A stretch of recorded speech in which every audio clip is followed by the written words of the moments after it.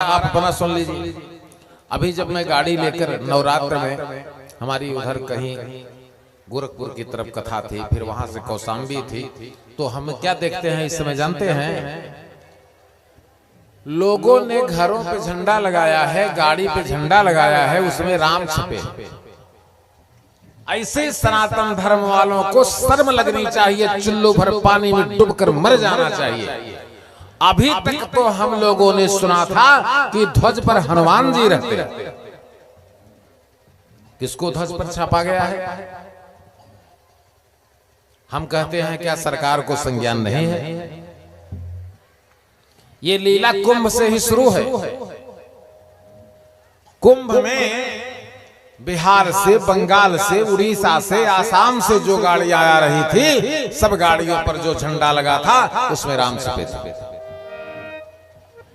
हम आपसे पूछते हैं, बताइए किस शास्त्र में, किस प्रमाण में, किस श्रुति में, किस सूक्त में, किस वेद में राम ध्वज पर है?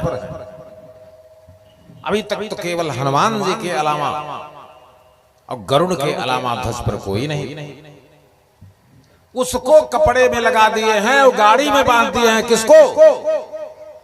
बोलिए गुणियानादि अगुणियानादि अखंड अनंता, अगुणियानादि अखंड अनंता, अनुभव गम्य भजहि जहि।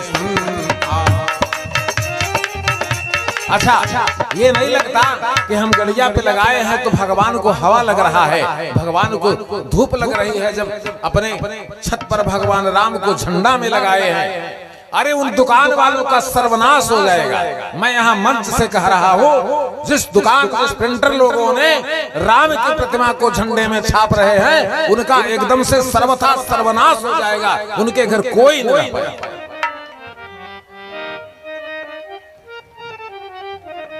बताइए, अब कोई बोलने वाला नहीं। अब बोले कैसे जब राम को जन्म ही नहीं करें? राम को तो ये जानते हैं कि बस राम है, अयोध्या का राजा रहे। जिस दिन जान जाएंगे, जिस दिन जान जाएंगे उस दिन जानते हैं, यही जाने जग जाहि हेराई, यही जाने जग जाहि हेराई, जागे यथा सपन भ्रम जाए। अच्छा बताइए, गाड़ी में झंडा बंधा है आचार्य जी, और अगर हवा के वेग से झंडा गाड़ी में से निकल गया या घर के ऊपर से झंडा खुल गया और कहीं जाकर के घूर में अथवा कहीं जाकर के कीचड़ में वो पड़ गया, तो लगाने वाला कहां चला जाएगा? झंडा को लगाने वाला रसातल में चला जाएगा, बचने वाला नहीं। क्योंकि राम के कोप से संसार का कोई व्यक्ति न बचा है और न बचेगा। अगर राम बिगड़ गए तो समझ लीजिए फिर परशुराम भी सरेंडर हो जाते। अगर राम बिगड़ गए तो बड़े बड़े ब्राह्मण, अनाद ब्राह्मणों के भी सम्राट। भगवान राम ने कहा, परशुराम अगर हम बिगड़ जाएं तो संसार की कोई सत्ता हमारे सामने एक क्षण टिक नहीं सकती। तब परशुराम ने कहा, ना महाराज क्या कहते हैं? कहा, हाँ कहते हैं, अगर बिगड़ गए तो आप भी एक सेकंड नहीं रुक सकते हमारे सामने।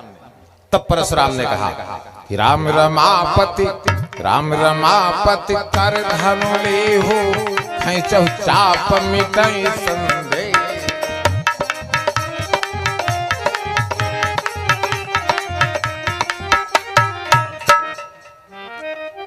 बोले लेत चाप।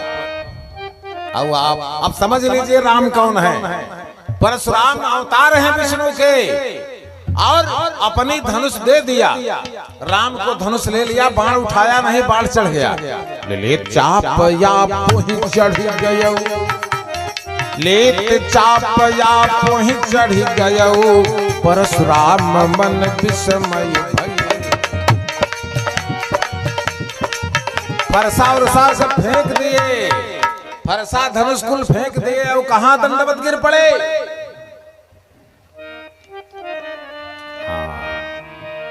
सत्य बताऊं भृगुनाथ, जो हम निडर हितम, अगर हम बिगड़ गए तो आप एक सेकंड भी नहीं टिक सकते। महर्षयः सर्वे पूर्वा चत्वारः मनवस्तथा मद्भावा मानसा जाता येषां लोक इमां प्रजा चातुर्वर्ण मया सृष्टम गुणकर्मः विभागसः। परशुराम दंडवत प्रणाम किए। भगवान राम ने कहा, परशुराम तुमको दंडित किया जा रहा है, तुम्हारी जितनी तपस्या थी सब ये बाण जो हम चढ़ाए, इस बाण से आपकी सारी तपस्या को छीन कर देते हैं। आप महेंद्र पर्वत पर चले जाकर के पुनः तपस्या करिए। ये वो राम।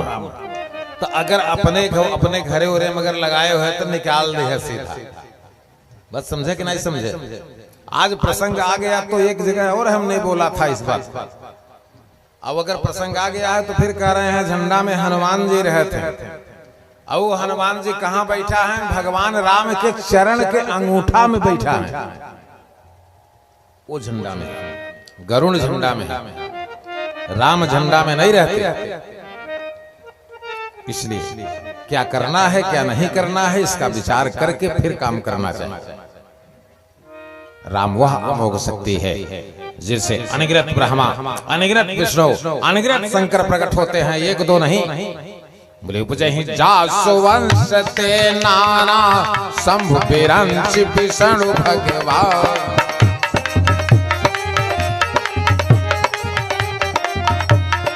राम